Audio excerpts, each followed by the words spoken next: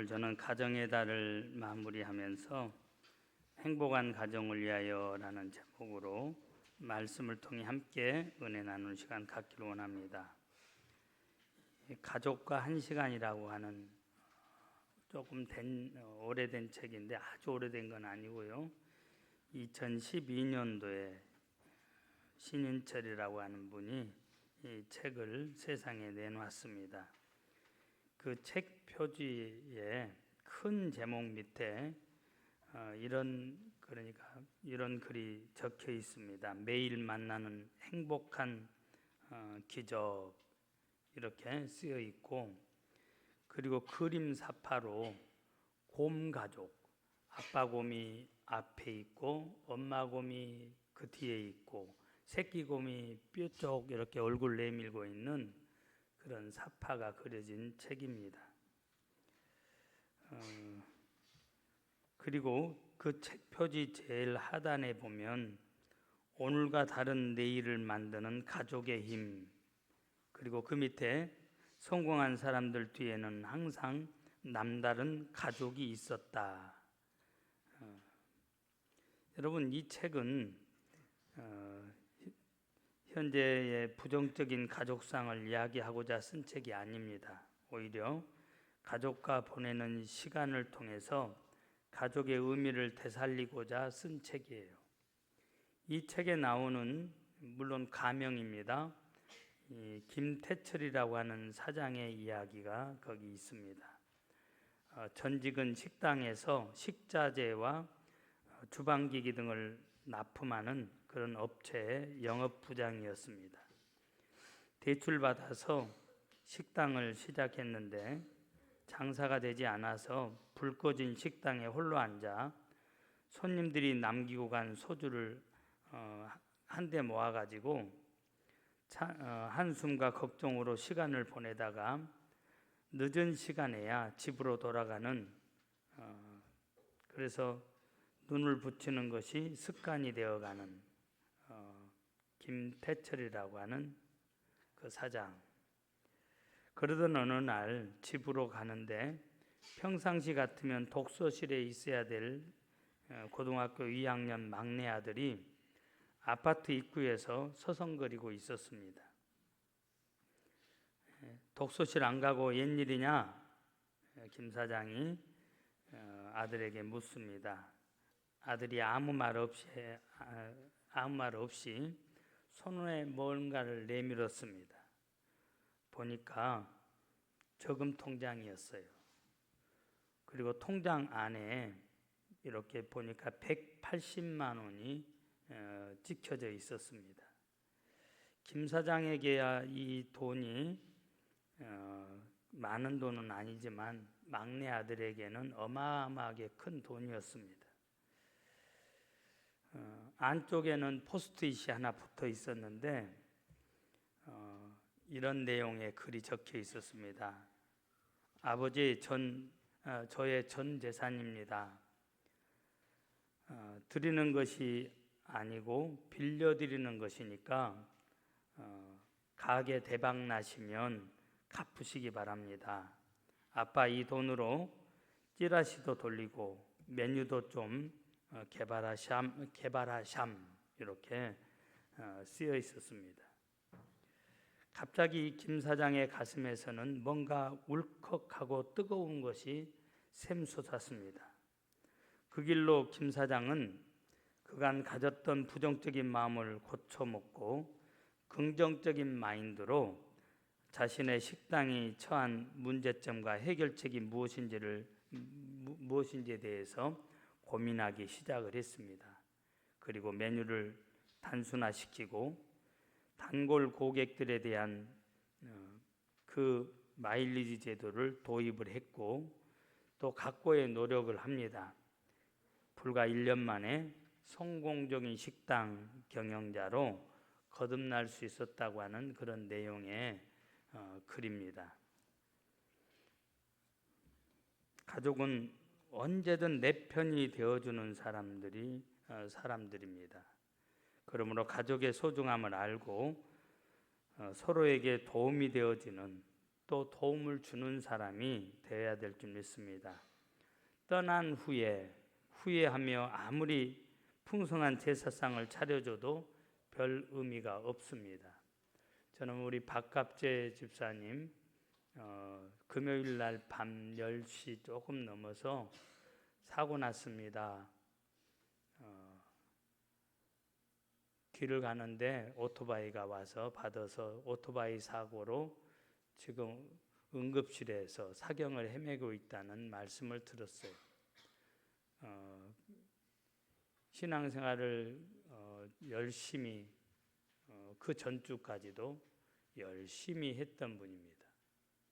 자기 발로 지금 건강하게 걸어 다니시는 분인데 사고가 났다는 소식을 접하고 그리고 부랴부랴 심야기도회가 끝나는 그 시점에서 병원으로 가려고 하는데 우리 박혜성 목사가 목사님 돌아가셨다고 그럽니다. 그래서 더 이상 제가 가는 게 의미가 없었습니다. 그리고 그날 병원의 절차가 진행이 안 되니까 다음 날까지 진행을 해서 지금 여기 참사랑 장례식장에 그분의 영원히 머물던 육신이 거기 지금 누워져 있습니다.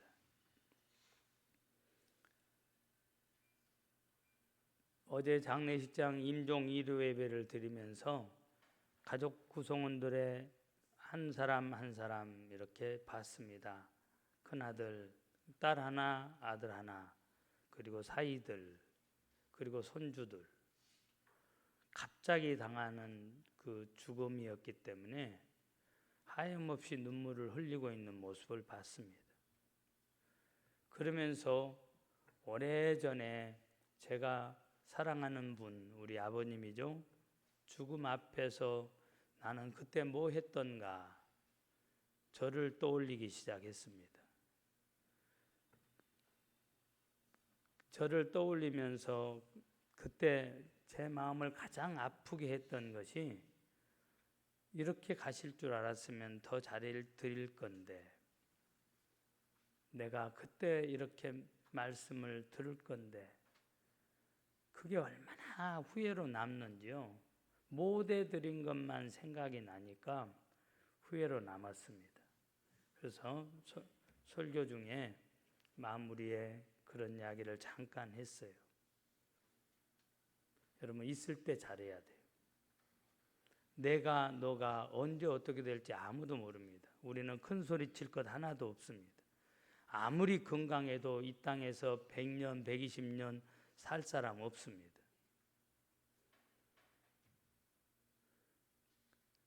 또 큰 소리 칠 것이 없는 것이 올 때는 순서가 있지만 갈 때는 순서가 없는 게 인생입니다.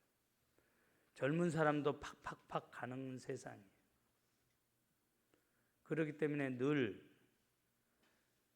그럼에도 불구하고 여러분 이 땅을 살아가는 동안 하나님이 지으신 이 두 곳 때문에 우리가 행복을 나눌 수 있고 누릴 수 있고 베풀 수 있는 겁니다. 그게 육적인 공동체인 가정과 영적인 공동체인 교회예요. 그래서 여러분 우리는 이 공동체를 행복하게 만들어야 될 책임이 있어요. 제가 이 본문을 가지고 제목을 정하려고 얼마나 많은 생각을 했는지 모릅니다. 가정의 행복을 위하여라고 지을까, 행복한 가정을 위하여라고 지을까 고민하다가 어젯밤에 늦게 행복한 가정을 위하여. 가정 그러면 제일 중요한 게 부부입니다. 가족 구성원에 두 기둥이 있다면 부부라는 기둥이 있고 자녀라는 기둥이 있지만 우선순위는 하나님이 자녀를 만들지 않았습니다. 부부를 만들었어요. 가족의 출발은 부부입니다. 제가 행복한 가정을 위하여라고 고민하면서 지었던 이유가 바로 그거예요. 책임이 있다는 겁니다. 저절로 행복이 보장된다는 게 아니에요. 우리 각자에게 책임이 있어요. 구원은 값없이 주시는 하나님의 은혜지만 행복한 가정은 저절로 오는 게 아닙니다. 결국은 여러분, 우리가 인생을 살면서 저보다 연배 되신 분들, 그러죠, 더 많이 느끼실 거예요. 결국은 두 곳밖에 없어요. 그래도 육적인 공동체 식구들, 영적인 공동체 교회라는 영적인 공동체밖에 없어요. 이 험악한 세상에 가정이 없다면 내가 어떻게 살아남을 수 있을까? 가정을 통해서 행복을, 가정을 통해서 사랑을 배우고 실천하고 체험하는 겁니다. 오래전에 저희 딸이 코피가 터져서 사경을 헤맬 때 하나님이 저에게 네가 나를 사랑하느냐 물으셨을 때 7년이라고 하는 정을 정리하는 것이 그렇게 힘들었어요. 아, 하나님이 이 딸을 데려가려고 그러시는구나. 눈에서 뜨거운 눈물이 북받쳐 막 오르기 시작했고 내 눈에서 눈물이 쏟아지기 시작했어요. 그러면서 이제 하나님 이 딸하고 작별을 해야 되군요. 정리를 해야 되군요. 이 정을 정리하는 게 너무 힘들었지만 제가 하나님께 그렇게 고백드린 적이 있습니다. 주님, 이 딸을 7년 동안 저에게 맡겨주셔서 감사합니다. 이 딸을 통해서 아버지가 무엇인지 알게 해주시니 감사합니다. 주님, 이 딸을 통해서 사랑이 무엇인지 알게 해주시니 감사합니다. 그러면서 그때 불렀던 찬양 여러분들이 아시죠? 험한 세상 살면서 내게 시련이 와도 내게 슬픔이 와도 나는 주만 보리라. 환난아 내게 오너라. 시련아 내게 오너라. 누가 주님 사랑해서 나를 끊으리요. 나는 괴로움 없겠네. 주가 나와 함께해 나를 인도하시니 나는 주만 보리라. 눈물을 흘리면서 이 찬양을 고백할 때 갑자기 뒤에서 여보 다혜 코피 멎었어요. 저는 거기서 기적을 체험을 했어요. 여러분, 그게 가정입니다. 근데 마귀는 가정과 교회를 깨뜨리기 위해서 혼자 살아. 그게 편해. 인생을 엔조이 할 수 있고. 너 혼자 사는 것이 좋잖아. 지극히 달콤하게, 지극히 이성적으로, 지극히 합리적으로 정신줄 놓으면은 그냥 아니 정신 붙잡고 있어도 넘어갈 정도로 그렇게 속삭입니다. 사랑하는 여러분, 우리는 가정을 회복시켜야 돼요. 행복한 가정이 되도록 해야 됩니다. 믿습니까? 네. 그래서 오늘 또 여러분에게 다시 질문을 하면서 본문으로 들어가려고 그래요. 옆 사람 보세요. 가정 건강하십니까? 부부관계 건강하신가요? 혹시 먼저 보내시고 혼자 되신 분들은 신랑 되신 예수님과의 좋은 관계, 그러죠? 그렇게 위로를 받으시고 행복을 회복하시길 바라요. 여러분의 자녀 행복하십니까? 오늘 5월달 가정의 달이 끝나니까 이제 끝났어. 여러분, 그래서 우리 행사 치른 건가요? 아닙니다. 매일 우리 가정, 이 영적인 공동체, 육적인 공동체를 통해서 우리는 행복을 경험하고 행복을 실천하고 다시 말해 행복을 나누고 체험하는 그런 여러분 행복 공동체가 돼야 될 줄 믿습니다. 그렇다면 오늘 성경은 우리에게 행복한 가정을 위해서 어떻게 해야 되느냐? 말씀을 분명하게 해주고 계십니다. 어떻게 해야 됩니까? How? 어떻게? 먼저는 아내들에게 쫙 이야기합니다. 베드로 사도도 아내들에게 먼저 이야기해요. 그리고 남자들에게는 베드로 사도의 경우도 딱 한 구절만 남편들이요, 남편들아 이렇게 해서 결론을 내요. 그러니까 야, 아내들이 해야 될 일이 많고 남편들은 해야 될 일이 적구나. 아닙니다, 여러분. 아내들과 했던 거 다 공통 사항이고, 이거 너도 부부간에 똑같이 힘써야 되고, 그리고 남편들아 거기다 더 첨가되어지는 거예요. 일단은 말씀의 순서상 뭐가 중요하냐를 말하는 게 아니에요. 말씀이 이렇게 기록되어 있으니까 제가 먼저 아내가 해야 될 일이 무엇이냐? 딱 한 가지입니다. 남편을 머리로 알라는 거예요. 다시 말하면 아내들은 남편에게 복종하라는 거예요. 목사님, 지금 시대가 어떤 시대인데 마누라들이 힘이 세서 남편들이 얻어맞는 시대인데, 여러분 우리는 타락한 이 세대를 쫓아가는 게 아닙니다. 우리는 말씀을 쫓아가는 사람들이에요. 말씀을 쫓아갈 때 여러분 거기에 행복이 있고, 내가 말씀대로 살 때 내 인생길이 보장이 되어집니다. 세상이 좋아서 세상 쫓아갔고 세상의 생각대로 했을 때 거기에는 불행만 있었고 후회만 남았습니다. 다시 여러분 말씀을 복원해야 돼요. 여러분 어떤 사람이 남편을 사랑하는 사람이냐, 남편을 머리로 인정하는 사람이냐? 성경은 한마디로 잠언 31장에 보면 현숙한 여인이라고 그랬어요. 현숙한 여인, 제가 사전을 이렇게 찾아보니까 어질고 맑은 마음, 너그러운 마음을 가진 여인, 어질다고 하는 단어를 쓰고 있어요. 어질고 정숙한 여인. 근데 여러분 성경은 우리에게 구체적으로 말씀을 해주고 있어요. 현숙한 여인이 뭐냐? 잠언 31장을 근거로 해서 먼저 남편의 신임을 받는 자라야 된다. 그게 31장 11절입니다. 오늘 본문이 아니고 잠언서에 나온. 그런 자의 남편의 마음은 그를 믿나니 산업이 핍절하지 아니하겠으며 그랬습니다. 여러분 남편의 전적인 신임을 받는 여자, 어떤 사람이 마음을 흔들어 놔도 흔들리지 않는 여자. 나는 내 아내를 믿어.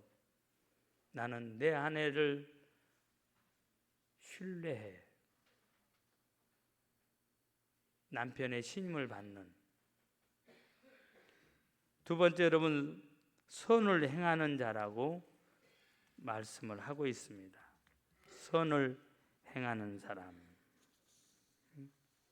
그게 31장 12절입니다.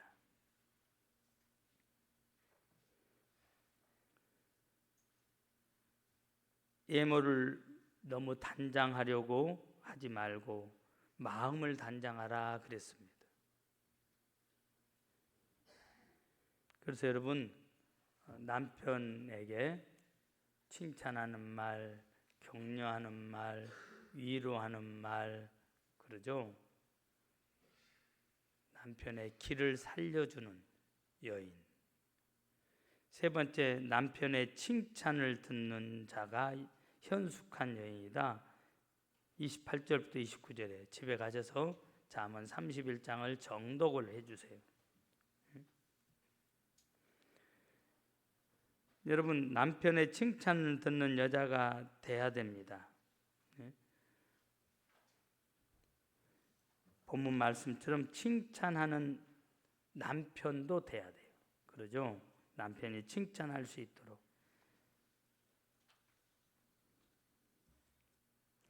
그러니까 여러분 칭찬은 아무리 많이 해도 부족하지 않습니다. 어떤 사람은 다른 사람의 단점만 봐요. 우리가 TV를 통해서 대통령 후보 되실 분들 4분이 나와서 토론회 하는 모습을 봤어요. 자기는 대안이 없고 자기는 하고 어떻게라는 답이 없으면서 남이 해놓은 것 계속 지적하고 비판만 하는 젊은 사람이 있었어요. 이것을 일명 깐죽거린다고 그러는 겁니다. 유권자인 우리가 수준이 자기들보다 낮은 수준인가요? 요새 국민들이 얼마나 더 똑똑한데 자기 정책을 말하고 자기가 나는 이렇게 하겠습니다. 당신의 정책도 지지하지만 그러나 이 부분은 이런 약점이 있습니다. 그래서 나는 이 부분을 이렇게 보완하겠습니다. 이렇게 토론을 시작하면 보는 사람도 참 좋은데 저 사람 지도자구나. 저 사람은 이 백성을 편안하게 해줄 수 있겠구나 할 수 있는데 처음부터 가시가 되어가지고 지적하고 옛날에 써먹은 것 또 써먹고 이런 모습을 보면서 마음의 문이 닫혔고 TV 채널을 돌려버렸어요.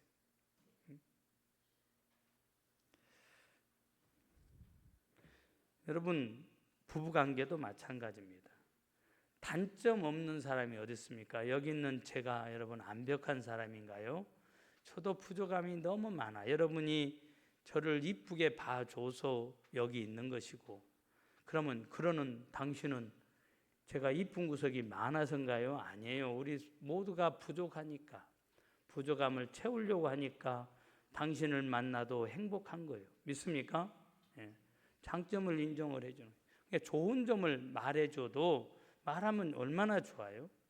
좋은 것을 말해 칭찬을 많이 해주시라고요.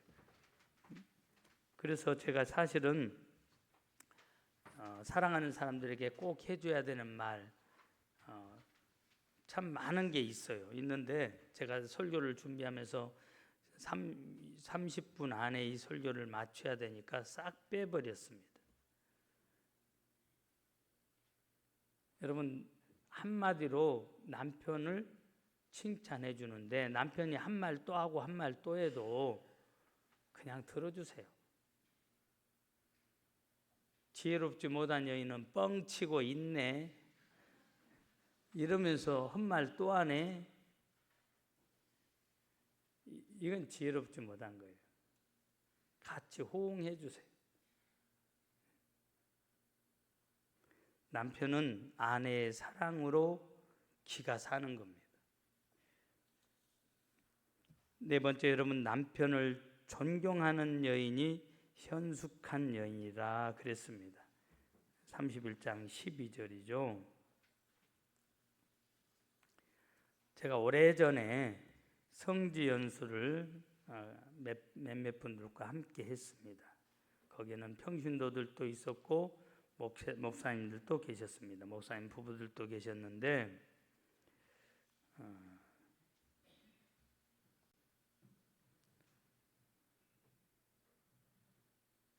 무슨 이야기를 하다가 지금 사는 남편하고 살겠냐? 이런 질문을 어떤 목사님이 했어요. 아무도 선뜻 대답을 못하고 있었습니다. 그런데 저 임자도 쪽에 권사님 90이 넘으신 권사님이 살아요! 그랬어요. 살아요. 다들 궁금했습니다. 아니 권사님 그렇게 자신 있게 산다고 말씀하십니까? 그랬더니 답. 지금까지 훈련시킨 것이 얼만데 그 아까워서라도 산대요. 네.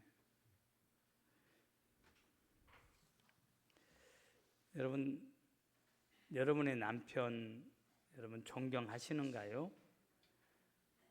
그때 아내들은 이런 질문을 할 거예요. 존경받을 짓을 해야 존경하죠. 여러분 성경은 존경하라고 그랬어요.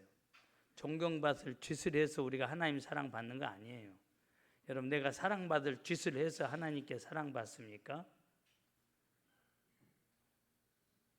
하나님의 사랑은 무조건적인 사랑, 거저 주시는 사랑.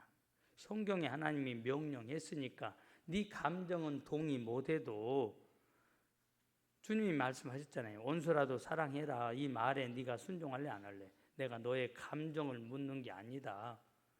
내 명령에 네가 순종할래 안 할래? 내가 그걸 묻는 것이다. 여러분, 감정적으로 이해가 안 되지만 명령에 순종하고 나면 생각도 못했던 여러분 덤으로 주어지는 유익함이 얼마나 많은 줄 아십니까?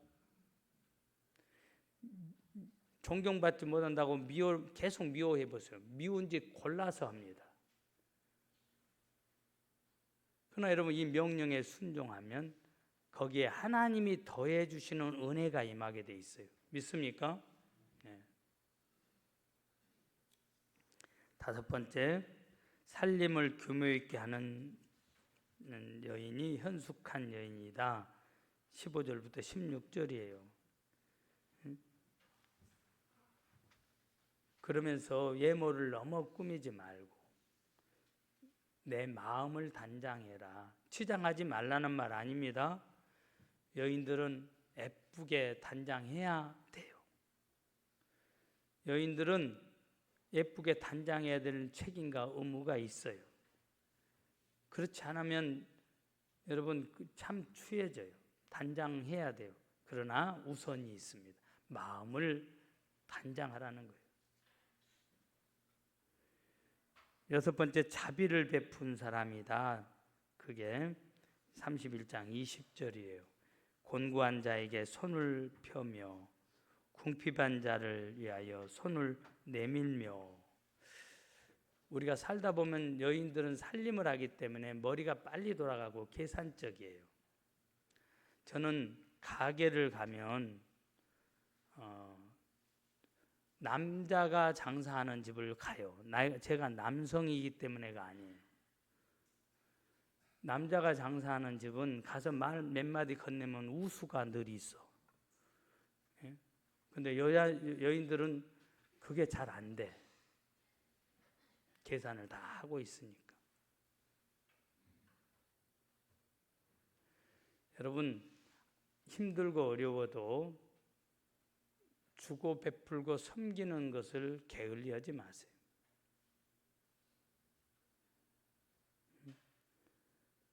나보다 못한, 나보다 어려운 사람. 저는 이 설교를 할 때마다 여수 은연교회 그 권사님 자녀들, 두 아들, 딸 하나가 있는데 그네들이 엄마 돌아가시고 엄마 권사님 돌아가시고 300만 원인가를 가지고 와서 그 내밀었던 그 봉투 생각이 나요.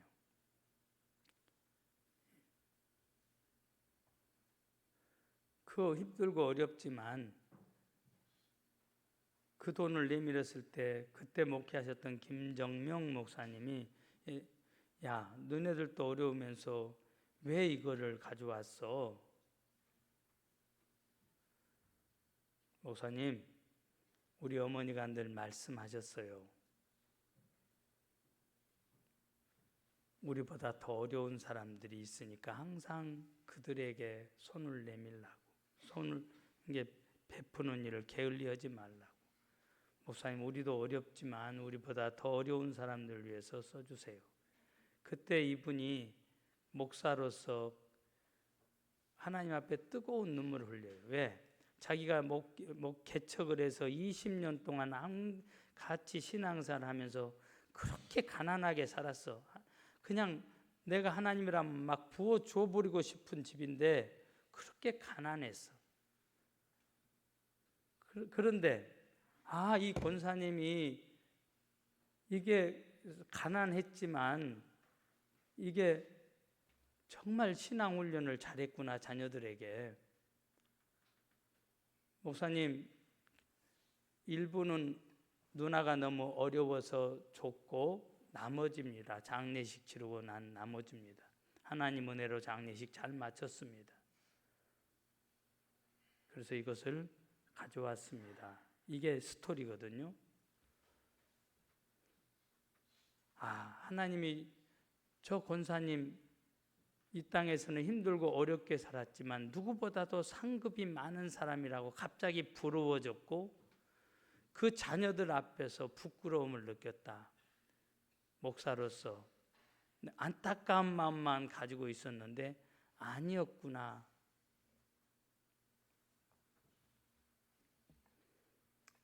여러분, 우리가 남녀를 불문하고 특별히 오늘 본문은 아내들이니까요.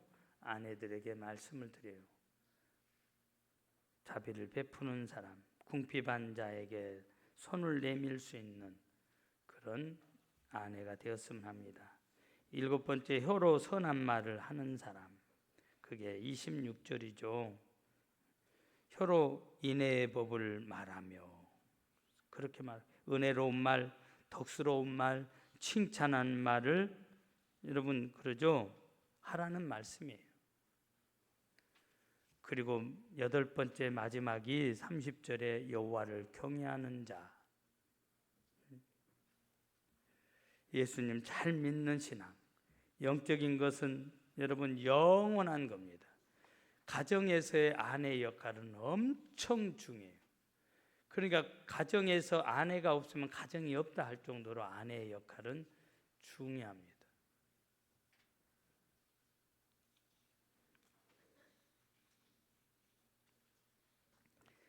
두 번째, 오늘 본문은 남편은 아내를 사랑해야 된다. 여러분, 이 말씀을 앞에 있는 구절이 중요해요. 그것 더하기 한 가지 더 남편들에게 사명이 있어요. 그리스도께서 교회를 사랑하시는 것처럼 내 아내를 내 몸과 같이 사랑해라. 한 가지만 하라는 이야기가 아니에요. 앞에 있는 것 다 하고 너도. 그리고 한 가지 더, 아내를. 예수님이 우리를 사랑해서 자기 몸을 버린 것처럼 사랑하라는 겁니다. 도대체 남편이 아내를 사랑하는, 어떤 사람이 아내를 사랑하는 사람입니까? 그래서 설교자가 필요한 거예요. 남편은 첫째는 가족 부양의 머리가 돼야 돼요.